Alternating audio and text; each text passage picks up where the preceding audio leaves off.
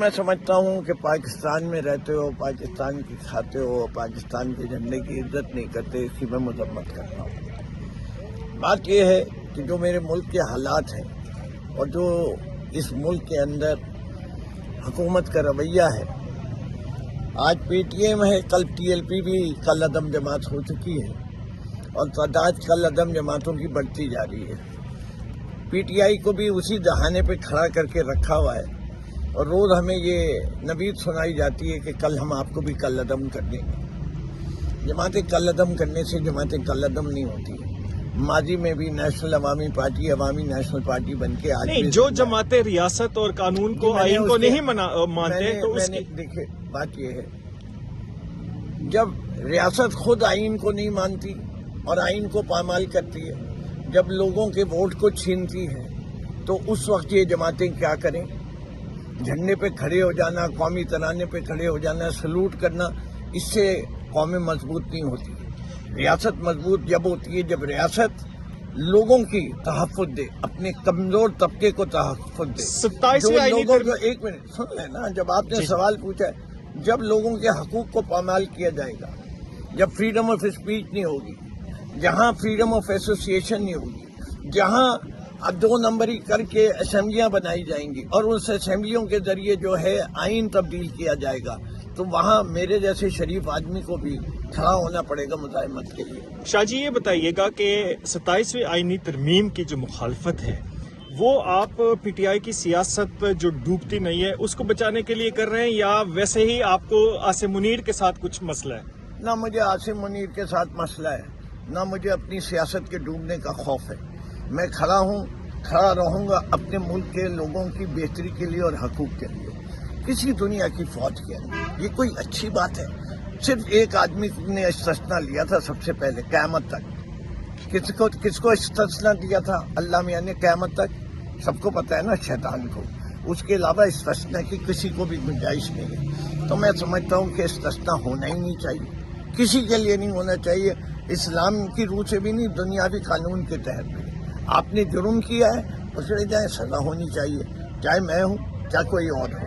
تو میں سمجھتا ہوں کہ انسان کو قانون کی پابندی کرنی چاہیے اور گھبرانا نہیں چاہیے، کوئی عمل ایسا کرنا ہی نہیں چاہیے کہ کوئی گرفت میں آئے۔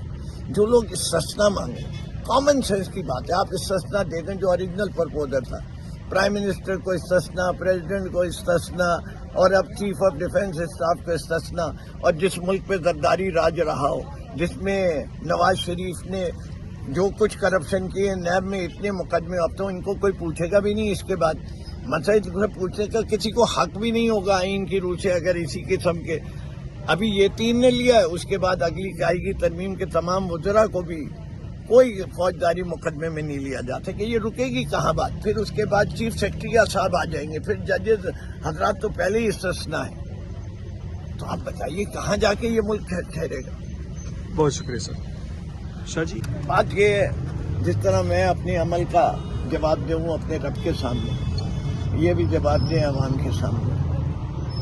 کب تک خیر منائیں گے؟ ویسے ہی ایک صوبے میں بھی سکڑ کے رہ گئے، اور اس صوبے میں بھی ذرا اگر صحیح فیئر اینڈ فری الیکشن کرائیں تو یہاں وہاں سے بھی فارغ ہو جائیں، کرتے رہیں۔ دیکھیے ایک ہی چیز ہے سیاسی جماعتوں کے لیے، عوامی عدالت۔ اب عوامی عدالت کا جب مذاق اڑا دیا گیا اور پامال کر دی گئی ہے، تو اس کے لیے تو ملک ختم ہو گیا۔ State no longer exist, it is hostage to some people. یہاں شخصی راج ہے، یہاں رول آف دا لا نہیں رہا، رول آف کانسٹیٹیوشن نہیں ہے۔ 90 دن کے اندر الیکشن نہیں ہوئے، بس آئین میں ابھی بھی لکھا ہے نا، کوئی جواب دے کیوں نہیں ہوئے تھے؟ سپریم کورٹ کے 11 ججوں نے فیصلہ دیا، ریزرو سیٹ دے دی گئی، اور 8 ججوں نے اس فیصلے کو تبدیل کر دیا۔ دس از رول آف لا۔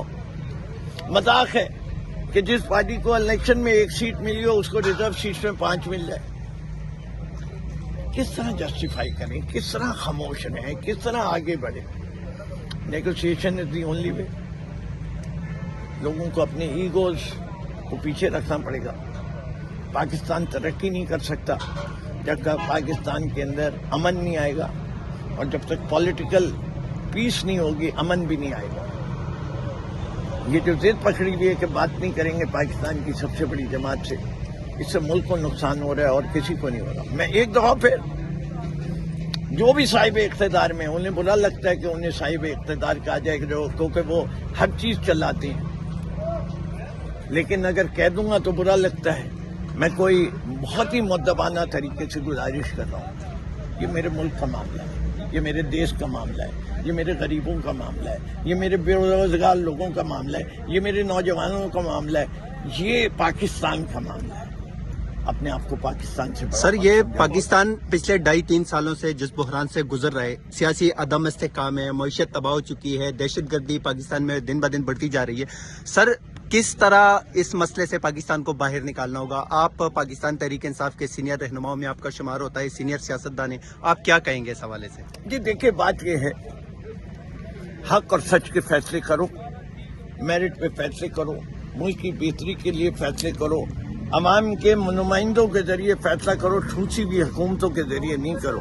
بٹھائے ہوئے لوگ نہیں کر سکتے یہ فیصلے، جو ڈکٹیشن لیتے ہیں وہ نہیں فیصلے کر سکتے۔ یہ مسئلہ بڑا گمبھیر ہے۔ دیکھیں، پاکستان کی سیاست کے ساتھ ایک بڑا جرم ہوا ہے۔